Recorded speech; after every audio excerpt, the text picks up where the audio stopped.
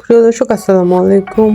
আজকে আপনাদেরকে এই ভিডিওতে দেখাবো চট্টগ্রাম মুমিন রোড থেকে আন্দরকিল্লা মোড় পর্যন্ত, আর এই রাস্তা জুড়ে রাস্তার চারপাশে কী কী আছে সেটা আপনাদেরকে দেখাবো।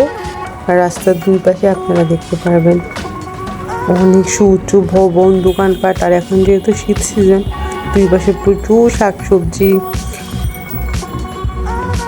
ভিডিওটা দেখতে থাকুন। আর ভিডিওটা কেমন হয়েছে অবশ্যই কমেন্ট সেকশনে জানাবেন। আল্লাহ হাফেজ।